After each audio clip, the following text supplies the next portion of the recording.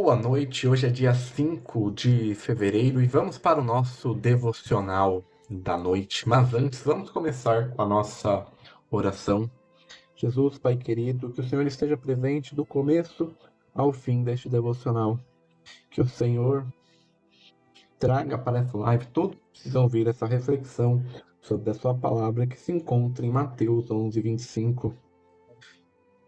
Espírito Santo, se for necessário que o Senhor coloque em minha boca qualquer palavra para este devocional.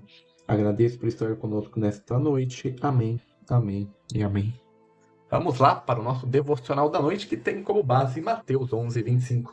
Então vamos ler a introdução da Bíblia Spurgeon do Evangelho segundo Mateus. Autor e período da escrita. Na maioria dos manuscritos, o título do primeiro livro do Novo Testamento é Evangelho segundo Mateus. Há apenas uma boa nova do grandioso trabalho de Deus realizou através do seu Filho, o Senhor Jesus Cristo. Mas assim, em sua sabedoria, ele sabia que seriam necessários 4 homens diferentes para fazer com que as novas da salvação fossem conhecidas pelo mundo na forma escrita. Como na maioria dos livros da Bíblia, o nome do autor não é mencionado no Evangelho de Mateus, porém, desde o início da tradição cristã, confirma que o apóstolo Mateus é o autor deste evangelho, mas essa tradição também afirma que esse foi escrito originalmente em hebraico ou aramaico. Papias, cerca de 65 a 110 no ano do Senhor, escreve: Mateus escreveu essas palavras na linguagem hebraica, mas todo mundo as traduziu na melhor maneira que podiam. A sua interpretação não é fácil e tem havido várias explicações. As visões mais recentes dos estudiosos é que o evangelho não foi escrito por Mateus e não foi nem em hebraico nem em aramaico. Eles acreditam que o escritor não era o apóstolo que escreveu o evangelho em grego. Isso é baseado em 2 fontes, no evangelho de Marcos e na chamada fonte que só existe em teoria. O motivo da suposição que o apóstolo Mateus não teria escrito esse evangelho, que é uma testemunha ocular, não o faria dessa forma, mas também é impensável que o apóstolo basearia seus escritos no trabalho de um não apóstolo como Marcos. Contudo, ambos os argumentos ignoram que as Sagradas Escrituras foram escritas por homens inspirados pelo Espírito Santo, que os guiou em seu escrito, tanto em relação ao conteúdo quanto à forma. Por outro lado, é possível que no início houvesse um conjunto de palavras de Jesus em aramaico, mas isso permaneceu em teoria se não for confirmada por achados de textos. Os escritos do Evangelho de Mateus geralmente são vistos como original no grego e não como uma tradução. O nome do autor Mateus é listado em todos os registros de apóstolo em 7º ou 8º lugar. Os 3 evangelhos sinóticos, assim chamados devido à sua similaridade, nos contam sobre o seu chamado. Enquanto nessa ocasião Lucas o chama de Levi, o cobrador de impostos, e Marcos de Levi, filho de Alfeu, ele é chamado de Mateus somente em seu evangelho. Outro fato digno de observação é que ele é só chamado de Mateus, publicando na listagem do seu livro no capítulo 10, versículo 3. O nome Mateus pode ser rastreado até vários nomes hebraicos: Matisa, Matija, Matanja ou Matatai, os quais possuem o mesmo significado presente de Deus. O Evangelho não contém qualquer detalhe sobre o tempo exato da escrita, portanto, as opiniões em relação a isso consideram consideravelmente. Enquanto alguns pesquisadores acreditam que o Evangelho foi escrito após a destruição de Jerusalém, 70 d.C., outros acreditam que não há fatos que colaboram com isso. Isso data entre 60 e 70 d.C. O pai da igreja, Irineu, 140 a 202 d.C., sugere que o Evangelho de Mateus foi escrito entre 61 e 64. Assunto e propósito dos escritos. O Evangelho segundo Mateus é o mais detalhado em seu formato e mais claro dos 4 evangelhos. No entanto, essa não é a única razão por ter sido corretamente posicionado em primeiro lugar, mas também porque ele é uma ligação entre o Velho e o Novo Testamento. O Evangelho de Mateus contém cerca de 70 citações do Velho Testamento, porém algumas delas apresentam poucas palavras. Um total de 30 citações do Velho Testamento mencionadas na verdade. Coisas que aconteceram na vida do Senhor Jesus estão explicitamente descritas como cumprimento das profecias do Velho Testamento em 14 ocasiões. A intenção do Espírito Santo nesse livro é esclarecida logo no início do primeiro verso. Jesus Cristo é filho de Davi e filho de Abraão e, portanto, o Messias, o prometido legítimo rei de Israel, o cumpridor de todas as profecias do Velho Testamento. Ao todo, o Senhor é chamado 8 vezes de filho de Davi.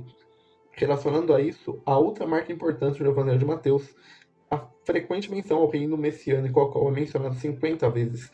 Considerando que é mais descrito em outras passagens como reino de Deus, Mateus chama 32 vezes de reino dos céus e usa a expressão reino de Deus somente 5 vezes. O Evangelho de Mateus é organizado segundo o plano divino. Na primeira metade, o Senhor Jesus é exposto como rei de Israel e apresentado ao seu povo da terra. Essa parte termina no capítulo 12 com a sua rejeição. Os governadores de Israel rejeitam seu rei. Na segunda metade, a partir do capítulo 13, é descrito o serviço do rei rejeitado, o qual agora não é descrito apenas para Israel, mas abrange todas as nações pagãs. É nessa parte que a Assembleia, ou Igreja de Deus, consistente de judeus e gentios, é mencionado pela primeira vez pelo nome na Bíblia. O serviço de Cristo termina em seu sofrimento e morte, mas também com sua ressurreição e envio dos apóstolos. Mateus não menciona a ascensão do Senhor aos céus. A estrutura do Evangelho é realçada pelos 5 grandes sermões de Cristo, os quais sempre terminam com a mesma frase. E aconteceu que, concluindo Jesus seu discurso, as pessoas se admiraram de sua doutrina. No chamado Sermão do Monte, Mateus 5, 6, 7, o Senhor proclama os princípios do reino dos céus. Quando enviou os 12 discípulos para o povo de Israel, o Senhor instituiu os serviços como seus embaixadores. Nas parábolas do reino dos céus, ele explica que esse reino se desenvolveria em uma maneira nova e misteriosa devido à sua rejeição. Em seu quarto sermão, o Senhor apresenta os vários princípios para o comportamento pessoal e coletivo dos fiéis. Em seu último sermão sobre os 100 sinais, o Senhor explica aos discípulos o destino de Israel, da cristandade e das nações, naqueles tempos até a sua aparição em glória. Peculiaridades. O reino de Deus descreve o seu reinado sobre o mundo através do homem apontado por ele para seu propósito, Cristo Jesus. Os judeus estavam esperando esse reino como a libertação do jugo dos romanos. Portanto, o Evangelho de Mateus usa a expressão reino dos céus 32 vezes a fim de enfatizar o início do reinado desse poder é no céu e não na terra. O reino dos céus tem o mesmo princípio que o reino de Deus, mas enfatiza o caráter celestial desse reino. O reino dos céus também sempre é visto no Evangelho de Mateus como algo futuro, isso é, começando a partir da ascensão do Senhor aos céus, ao passo que o reino de Deus também é visto como já presente. Muitas parábolas, as quais usadas por Marcos e Lucas explicam o reino de Deus, carregam o título de reino dos céus em Mateus. Mateus menciona o reino dos céus em total 10 parábolas: o trigo e o joio, o grão de mostarda, o fermento, o tesouro no campo, a pérola de grande preço, a rede de pesca, o servo perverso, os trabalhadores na vinha, as bodas do cordeiro e as 10 virgens. A Assembleia, no grego Eclésia. O Evangelho de Mateus é o único no qual a Assembleia, Igreja do Novo Testamento é mencionado, Mateus 16, 18. Ele anunciou a fundação e a construção da sua Assembleia, na qual ele mesmo apenas o Messias pode ter sido rejeitado por seu povo na terra. A igreja começou em Pentecoste, em Atos 2, e consiste em todos os crentes da presente dispensação da graça. Ele será levado para a casa do Pai, no céu, pelo próprio Senhor, antes do julgamento dos fins dos tempos, a fim de estar com ele e sua glória para toda a eternidade. Em Mateus 18, 15 e 20, o Senhor falou então para a igreja local, ou seja, para aqueles que se reuniram em qualquer lugar com ajuntamento em todas as questões sobre ordem e disciplina. O Senhor conferiu à Assembleia local a mais alta autoridade na terra, porque ele mesmo está no meio daqueles reunidos em seu nome. A Assembleia ainda não havia sido revelada no Velho Testamento. Ela pertence ao mistério de Deus, a qual apenas é revelada no Novo Testamento. Efésios 3, versículos 1 ao 12. Após o Filho de Deus ter completado o trabalho de redenção e o Espírito Santo ter descido para viver nos crentes. Conteúdo. Uma visão geral, a gente vai ler sobre o capítulo 11, a rejeição de Cristo pelo povo. E esse é a introdução do Evangelho de Mateus, da Bíblia Spurgeon. Vamos para o nosso devocional da noite. Por aquele tempo, exclamou Jesus. Mateus 11, 25. Esta é uma forma singular de começar um versículo. Por aquele tempo, exclamou Jesus. Se você olhar o contexto, perceberá que ninguém lhe perguntou coisa alguma, que nem estava conversando com um ser humano. Mesmo assim, ele está escrito, exclamou Jesus. Graças te dou, ó Pai. Quando um homem responde, ele responde a uma pessoa que esteja falando com ele. Quem então estava falando com Cristo? Seu Pai.